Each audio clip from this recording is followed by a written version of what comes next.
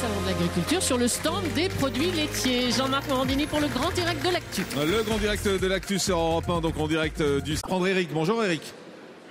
Oui, bonjour Jean-Marc, à vos invités. Bienvenue sur Europe 1, Eric.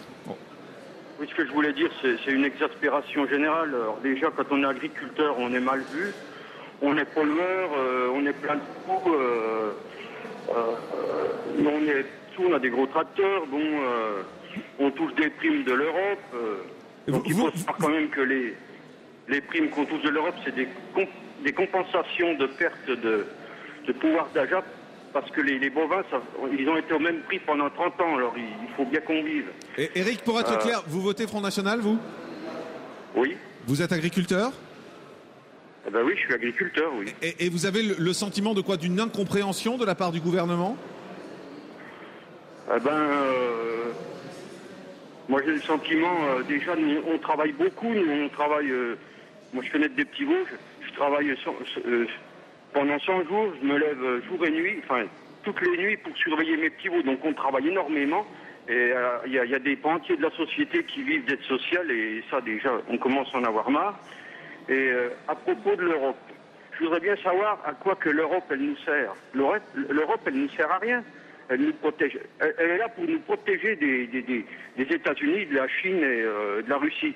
Alors, ils font quoi? L'UMPS, ils ont voté le libre-échange avec le marché transatlantique pour nous importer des millions de tonnes de viande. Alors, mais l'Europe, elle sert à rien. Elle sert juste à nous pondre des normes. Nous faire chier tout le temps avec des normes. Nous, on en a ras-le-bol. Par contre, les normes, elles sont... c'est comme ça les arrange. Parce que, vous voyez, par exemple, dans les abattoirs, l'abattage rituel, c'est une dérogation. Donc, normalement, c'est fait. Il devrait y avoir 10% d'abattage rituel dans ces abattoirs, alors qu'il y en a 60%. Et là, les normes européennes, là, elles ferment les yeux. Alors, moi, je trouve que c'est un petit peu scandaleux, quoi. Merci, Eric. Grégory. Bonjour, Grégory. Oui, bonjour. Bienvenue sur Europe 1. Vous dites, voilà, moi j'en ai marre du PS et de l'UMP. Oui, c'est ça, oui. Et c'est pour ça que vous allez voter Front National? Bah écoutez, j'ai toujours voté UMP, j'ai toujours aimé la politique, suivre les débats et tout ça. Mais je suis assez en colère envers que ce soit l'UMP ou la droite, parce que bon, la gauche, on voit la situation, hein, ça bouge pas, ils font des réformes incohérentes, c'est des couacs. Du côté UMP, c'est la guerre des chefs. Et donc j'en ai tellement marre de leur histoire que je vais voter Front National pour protester ma colère, quoi, tout simplement. Et pour dire le fait, la dame qui a dit oui, c'est les médias, c'est à cause des médias parce que vous en parlez, pas du tout. Moi, c'est pas parce que les médias en parlent, c'est juste pour monter ma colère, quoi. Et je suis pas fier de ce que je vais faire, mais d'un côté, j'ai hâte d'être au cantonal et voter Front National pour protester ma colère, tout simplement. Alors Grégory, restez en ligne avec nous parce que vous allez avoir deux réponses. La première, c'est celle de Géraldine Poiraud-Auvin, qui est conseillère régionale UMP. Il en a marre, Grégory, de vous à l'UMP. Vous l'entendez? Qu'est-ce que vous avez envie de lui dire? Alors que c'est une très bonne nouvelle parce que la guerre des chefs, c'est terminé. Maintenant, à l'UMP, on a un chef, c'est Nicolas Sarkozy. On a des élus qui sont en campagne sur les territoires, qui ont compris le message, qui ont compris qu'on n'a pas été à la hauteur de tout entre 2007 et 2012, qu'il y a un certain nombre d'erreurs qui ont été faites sur les suppressions des effectifs, par exemple, certains effectifs de police. Moi, je pense qu'il faut le dire, il ne faut pas avoir peur d'avouer qu'on a commis des erreurs, sinon on aurait gagné en 2012. Mais aujourd'hui, la droite, elle est en ordre de marche. Je signale quand même que Nicolas Sarkozy, quand il était donc président de la République, jamais le Front National n'a été aussi bas. Pourquoi? Parce que c'était une droite qui s'assumait, une droite décomplexée, une droite forte, qui n'hésitait pas à dire sur certains sujets qui sont complètement tabous, eh ben non, nous on veut pas la loi sur la burqa et ce genre de propos, parce que les gens de droite qui nous quittent sont des gens qui reprochent à l'UMP de ne pas avoir été suffisamment courageuse. Ouais, et ils vous disent aussi que c'est la pagaille chez vous. C'est ce que vous dit Grégory. Ça a été la pagaille. Je reconnais. Grégory, vous avez le sentiment que c'est réglé la pagaille l'UMP? Non, pour l'instant c'est un peu le stand-by, mais on va voir pour les présidentielles. Quand il y aura les présidentielles, il y aura une bagarre entre Sarkozy et Juppé et ça sera toujours la même chose, c'est-à-dire ils vont promettre monts et merveilles, arriver au pouvoir, on l'aura dans le tabac, et comme d'habitude. Il y a une nouvelle génération au bout d'un moment, il faut parler vrai aux Français, il faut dire bon, pas promettre monts et merveilles, et dire voilà, France est et dans la mouise.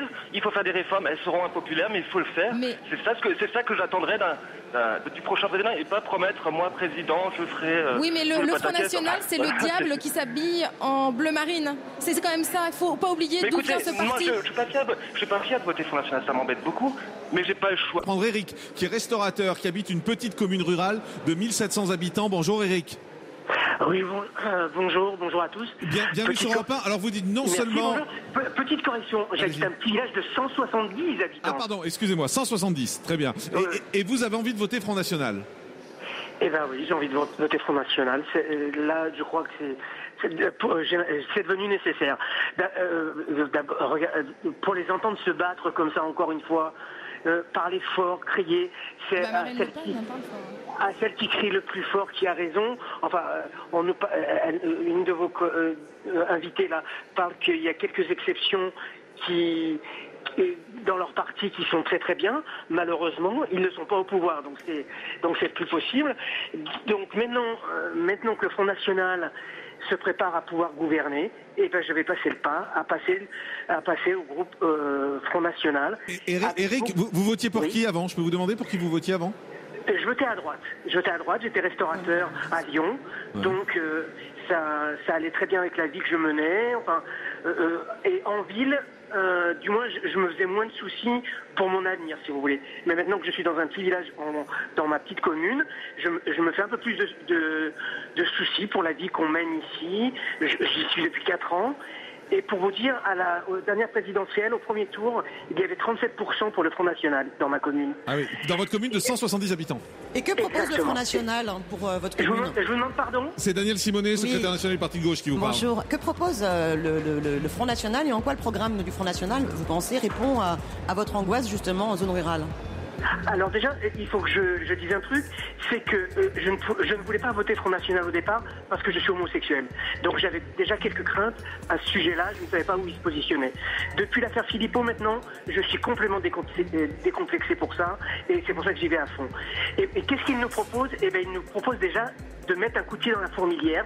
Ce que vous veniez de dire, il y a quelques phrases, il y a quelques minutes, Le coup de balai citoyen de M. Mélenchon, c'est pas la même chose. Je vous propose de rester avec nous parce qu'on va faire une pause, mais c'est intéressant votre avis. Vous allez dialoguer avec Daniel Simonet. On fait une pause, on se retrouve dans un instant. À tout de suite. Retour au Salon de l'Agriculture dans le hall 1 sur le stand des produits laitiers pour le grand direct de l'actu avec Jean-Marc Morandini.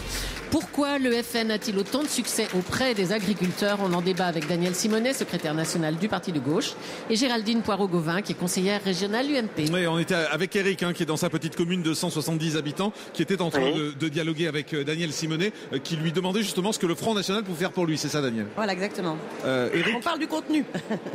Oui, bien sûr, on parle du contenu. D'abord, une chose que je n'ai pas précisée au départ, je ne suis pas agriculteur, on est d'accord? Oui. Donc voilà, Vous habitez juste une petite commune rurale et vous êtes restaurateur. Exactement, c'est ça. Donc, qu'est-ce que va me proposer le Front National? Enfin, qu'est-ce que risque de nous proposer le Front National? Déjà, un grand changement, et comme vous le disiez tout à l'heure, un grand coup de balai dans tout ce qu'on entend en ce moment, dans tout ce que nous a fait précédemment et l'UMP et le PS, c'est-à-dire des grandes promesses, des grands bouleversements de société si on devait les écouter à chaque élection présidentielle, et en fait, aucun ne passait à l'action véritablement. Et donc, comme le disait le précédent Grégory, qui d'ailleurs est devenu mon ami entre-temps, avec tout ce qu'il a dit, je suis tellement d'accord avec lui. Maintenant, nous n'avons plus le choix. On a essayé à droite pendant des années. Les autres, parce que moi je votais à droite comme je vous l'ai dit, les autres ont essayé le PS. On a bien vu ce que ça a donné. Donc maintenant, on n'a plus le choix. Maintenant, vous essayez Front de gauche, parce qu'on l'a jamais essayé. Non, je suis désolé. Enfin, il faut quand même rester lucide et les pieds sur terre. Ah, mais pourquoi donc? Regardez en Grèce, faut être lucide et les pieds sur terre. En Grèce, au moins, ils font le coup de balai citoyen et ils sont en train de mettre en place une politique alternative. Ils font le bras de fer comme aucun autre gouvernement n'a osé le faire avec la Troïka. Et la première mesure qu'ils vont mettre en place, c'est justement la lutte contre la corruption, contre l'évasion fiscale, pour avoir une révolution fiscale. Et visiblement, enfin, vous avez du mal à convaincre en France. En tout cas, merci Eric d'avoir été avec nous. On va prendre Jacques également, qui est un ancien agriculteur. Bonjour Jacques. Bonjour. Qu'est-ce que vous pensez? Vous êtes plutôt séduit par les thèses du Front National ou pas? Ah, tout à fait. Ouais. Écoutez, je votais toujours à droite. La droite nous a amené, comme je disais à votre standard, on a semé Un agriculteur, il sème et il récolte. La France a semé de la merde et on récoltera de la merde. Hein? Qu'est-ce que vous voulez? Ça fait près de 30 ans. Moi, j'ai vécu l'époque du Grand Charles. Hein, on l'appelait le Grand Charles. Ouais. Mais c'était un homme qui avait de l'autorité. Alors, on l'appelait le godillot, on l'appelait le dictateur et tout ça. Mais ça marchait, la France. Eh bien, depuis, c'est le bordel. Tout le monde veut commander. Hein, moi, j'ai commencé dans l'agriculture, en fait, dans l'élevage, j'élevais des moutons. Mais tous les ans, j'avais des charges supplémentaires. Il fallait que pour pallier à tout ça, il fallait que j'augmente mon troupeau, sinon je coulais. On n'a pas été aussi bon sur la laïcité, on a fait des erreurs, mais on a tiré les leçons. Donc j'ai envie de dire à tous ces gens-là, réessayez-nous. Parce que la leçon de 2012, on en a tiré les conséquences et on a changé. Jacques, vous êtes convaincu quand vous entendez Géraldine Pointevin? Absolument pas, monsieur, absolument pas. C'est du blabla, tout ça. Ah non, mais écoutez, mais si, venez madame, suivre ma campagne. Écoutez, en Touraine, je peux vous dire que les gens ils ont envie de recroire à la droite. Écoutez, Jacques. Je vais avoir 90 ans. Je peux donc vous donner une perspective de la situation. Hein? Il faut parler vrai. Mais parler vrai, c'est aussi de dire... Écoutez, je vais vous dire. Non, mais écoutez-moi, à partir de 68, la France a basculé. Il est interdit d'interdire. C'est l'ouverture à tous les abus. Il faut donner de l'espoir quand même. On peut revenir. Mais vous savez, vous avez dirigé la France avec Sarkozy. Non, pas moi personnellement, j'ai 39 ans et j'ai beaucoup d'espoir et j'espère apporter à mon parti. Mais non, madame, il ne faut pas prendre les enfants du bon Dieu pour des couillons. Mais je ne prends pas les gens pour des couillons, monsieur. Je suis en train de vous dire que il y a deux solutions. Hein. Soit vous baissez les bras, vous êtes devant votre télé, vous critiquez, soit vous retroussez les manches et vous venez nous aider. Attendez, écoutez, Jacques. J'aurais voté pour Madame Le Pen en espérant qu'elle va basculer tout ça. C'est nettoyer les écrits d'Ozias. Oui. Parce que c'est vraiment le foutoir chez nous. Tout le monde commande, personne n'obéit. On fait venir chez nous des étrangers. Oui. Bien sûr. Pour les agriculteurs, le problème, c'est l'immigration, c'est pas la fin des brutalités. Attendez, Jacques, écoutez Daniel Simonet qui veut vous parler.